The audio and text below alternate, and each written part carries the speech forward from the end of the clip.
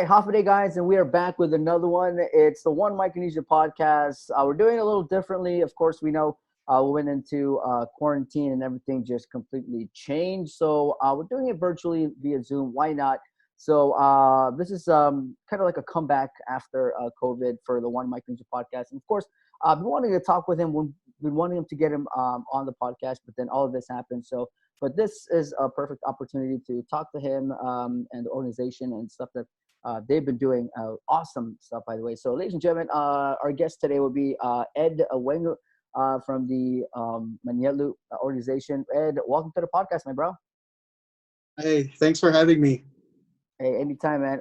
Just gotta before we get into it, man. Just gotta check in with you. How you been, bro? I mean, we went into shutdown and everything just went crazy. How you holding up, my friend? And I'm just glad we're all healthy and alive. For real, and I'm glad too. So let's just start, bro. Real quick, for those who don't know, what Manielu is, the program, the organization, and the programs you guys have. Just quickly give us a run through of the organization and stuff.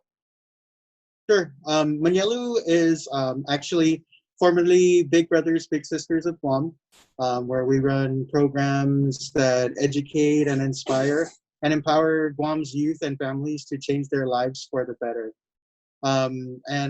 We do this through one-on-one mentoring and also group mentoring activities at many sites throughout the island. We work throughout the low and moderate income housing areas to deliver different workshops and character building events. And we've also partnered a lot with other agencies to bring smaller sporting events, dodgeball, kickball, and whatnot, just to help encourage and mentor the youth in these communities. That's awesome, man. Let's talk about just maybe one or two of the events that we had that you guys put together before we went into. What were one of the big ones, big events that you guys put together before we went into COVID-19? Oh, well, we had a few.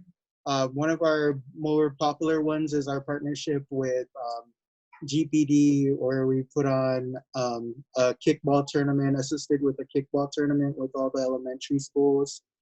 That was one of our more popular ones that a lot of kids attended. And then we also hold events within our sites with the help of Fresh Impressions. We gave free haircuts at apartment complexes throughout the island. Those are just some of the activities we had before we went into lockdown. And it's crazy. So all this happened, everything, like we said, everything was normal until bam, COVID-19, got on Guam, and then, we had to go into quarantining, the stay home order and everything. So everything kind of stopped. Pretty much the world kind of went on pause. But you guys didn't. You guys kept at it, and let's talk about that. The first couple weeks of quarantine. Let's talk about some of the things that you guys continue to do through social media. Because remember, quarantining, social distancing was a big thing. Stay at home orders. So it was kind of hard for you guys to go out to do the awesome programs that you guys do.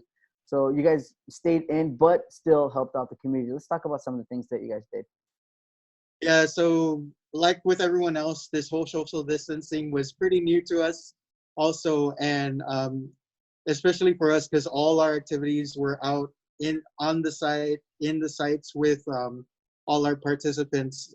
So during the whole lockdown, a lot of the work was getting the word out, getting the information out.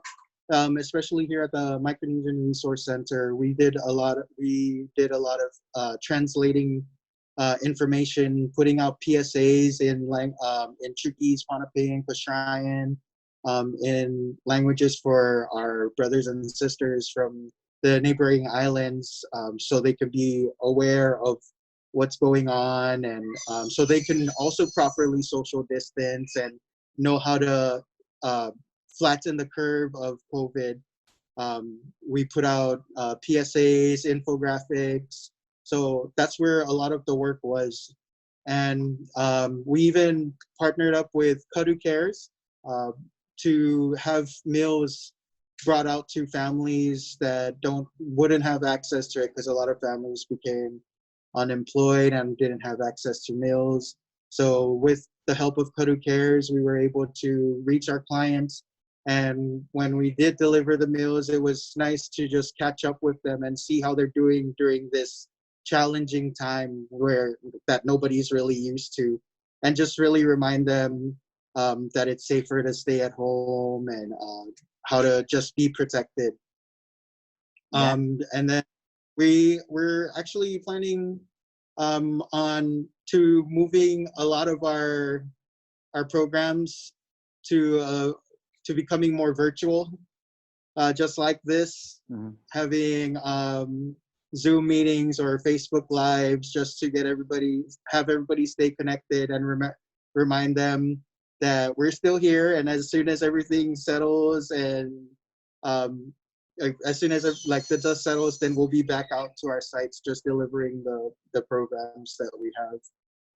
Oh man, that's, and honestly, that's like, it was one of the coolest things that I saw. Like you said, let's kind of take you back a little bit to when you talked about the information, because right when COVID-19 happened, one of the big things that people kind of got stuck on was the information, because information was pouring from everywhere regarding different things, from like the health part of it, where it was talking about the amount of cases that are coming in. All at the same time, from public health, especially, talking about the different programs that people can qualify for. I mean, there was just so much information that if we just put it out there, some people, especially our people, who have a really hard time with understanding, especially when it gets down to the writing, because we've all seen this paperwork, and it's sometimes it's a headache to actually go through them. And when sometimes we don't understand some of it, sometimes I have to read through them, or find another person to help me break it down. So what you guys did with the translation, I thought that was perfect, and that was amazing, man, because you really put out the information that's needed for people to know. And I think it made it way more easier for our people to actually access those things. So shout out to you guys, man. That was some awesome thing to do. Yeah, that's kind of our main goal, was because it really sucks to not know what's available to you, and just go hungry because you didn't know that there is a program available out there to help feed your family during this time that your parents are not working. And we take it a step further, and we invite them to our office that is now reopened, and we sit down with them, the ones who feel that they need one-on-one attention or guidance in filling out those forms, and we sit down with them so they're more comfortable in properly filling out those forms and turning it in. That way they can make themselves available to those services. Man, that's, like I said, bro, that's an amazing way to just get back and continue to do the work. It wasn't the same, but it's something else to kind of give the help that the people need. That's just awesome. I also wanted to talk about, so moving on, you talked about Kadu Cares. That was an awesome one too. I know one of the big things going into COVID-19, one of the big questions was, how do we feed the hungry people out there who lost their jobs? Hours got cut. And seeing when you guys partnered with Kadu, I was like, yo, that was just beautiful. And it's such an amazing thing. It's just something that's coming from the heart. Some of it are just, donations coming in, and then food being prepped, and then bringing it out to the people. That was an awesome thing. And like you said, you caught up with some of the folks out there, and what were their reactions and stuff? A lot of people were just relieved. You could see the relief on their face that they didn't, even just for that one day a week that they had a meal coming, they didn't have to worry about that meal that day, about putting food on the table. And it was just not a relief for them, but for us too, knowing that our clients are still being served, our families are still being served. I mean, we just treat all our clients like they're our family, because we pretty much are all Right. one islander. Yeah, but we were super thankful for Kodu Cares. Without not only Kodu Cares, but everyone that donated a little bit went a long way in feeding everyone. Everyone that donated to Kodu Cares to help us get those meals out, we really very, very much appreciate it. Oh, that's awesome. And speaking, since we're along the line of donations, I want to tap into a big one. And I was like, wow, this is an awesome one. From the Department of Interior, they donated, what was it, 151,550. Let's talk about that. How did that all come about? Yeah, so this project, this grant that was given to us by the Department of Interior, Office of Insular Affairs, is going to continuing to get the information out there. This project is actually called Informed Island, and this will help us bring on different languages to get the word, to get all the messages out there from different agencies regarding COVID and any assistance that they need. This really helps us get the translations out. And there's other parts to the grant that working into COVID, we're gonna shift focus onto unemployment or workforce development to get people ready to re-enter the job force, or even look for alternate careers, because maybe their career is maybe in the tourism where it'll take industry where it'll take a little bit longer. So getting them prepared, what documents they need, or how to invest in themselves to get them prepped for workforce. And Nice. then we're also doing, we're continuing our Nenny News segment.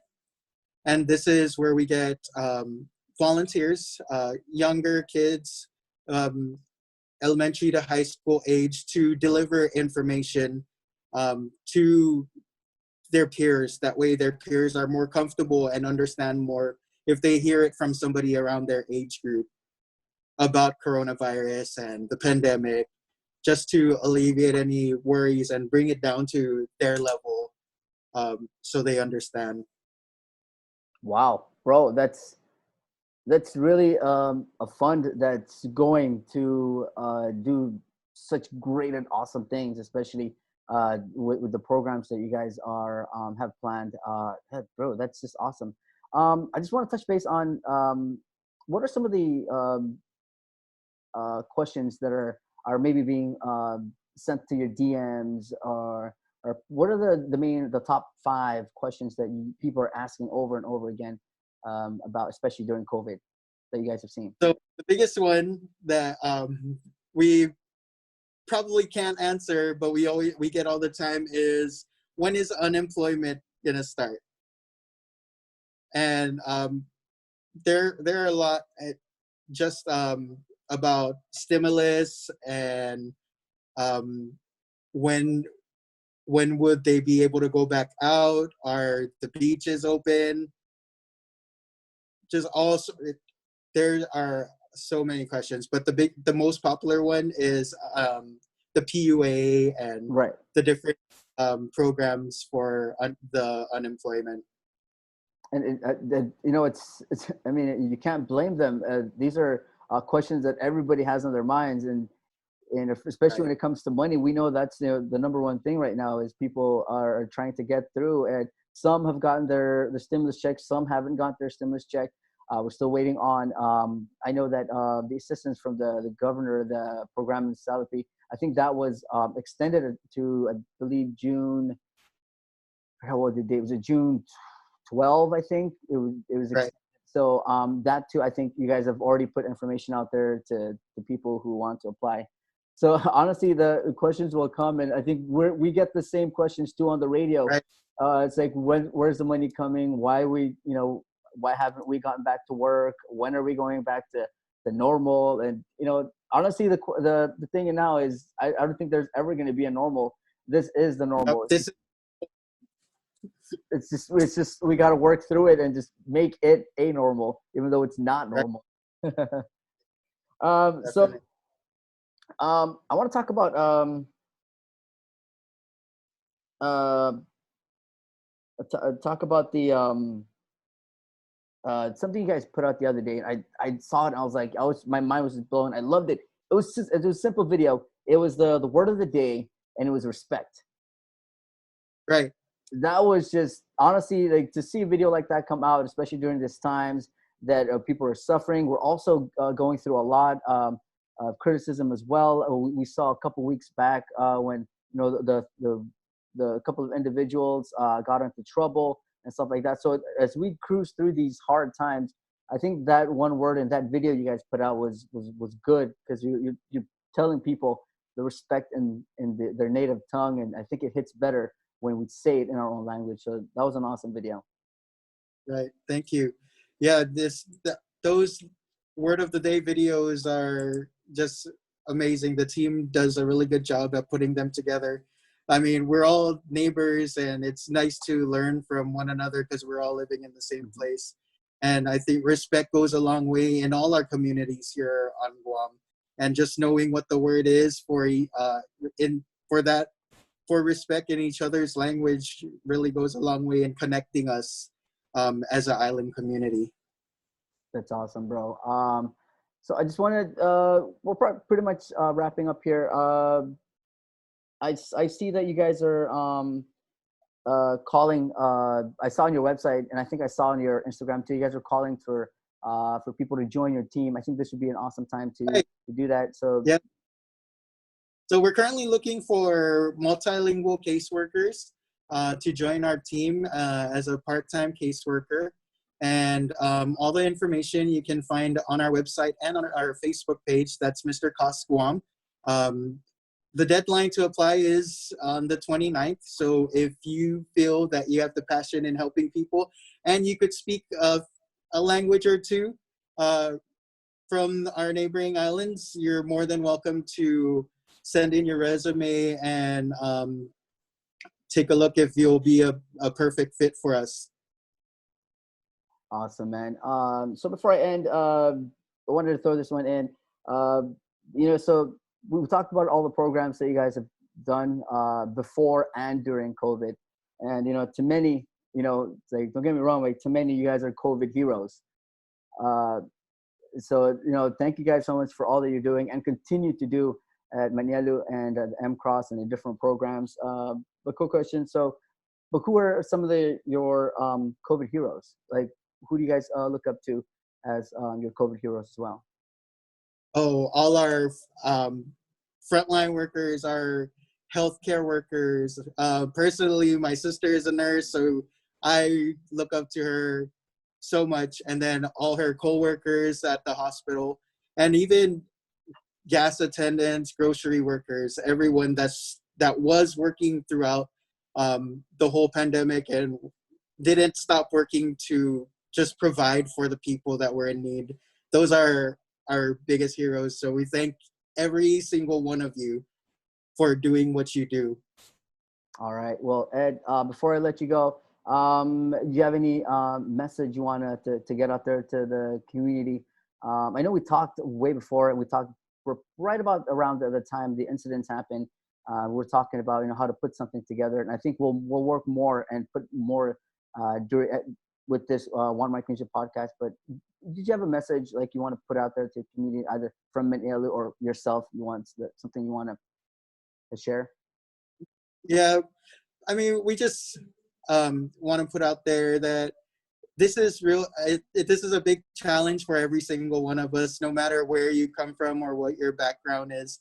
We all just have to give respect to each other, and just work through this as a community together, and we'll come out on top stronger than COVID. This is not gonna it's going to be a challenging time for each one of us, but if we all work together to do our part to stop the spread, we can definitely get back to some kind of normalcy. Right. Okay. Well, Ed, I know it was a quick talk, but it was a really informative talk. Thank you so much again. I just want to say again, Thank you and the team over at Manila for all that you guys are doing. Keep up all the great job. Hey, hit us up if you guys need anything, any information you want to get out, or you want to get back on, do more talks, or you have anybody you want to feature on the podcast as well. Just who to call, bro. Will do. Thank you guys for checking in with us. All right, anytime. Thank you so much, Ed. All right, take care. All right, and that pretty much ends the this part of the podcast. It was another edition. It was fun. We talked to Ed. We're gonna talk to more people via the Zoom. I got a lot more people lined up here. We're gonna have music too, so it's gonna be a fun One Micronesia podcast. So continue to watch, and we'll bring you another one next time. Until then, you guys be safe, and just continue to practice social distancing. Wear your face mask when you're out and about, and just continue to follow the guidelines that are set forth by the government to flatten this curve. Until then, my name is Victorious and the One Micronesia podcast. Thank you so much for watching. Bye.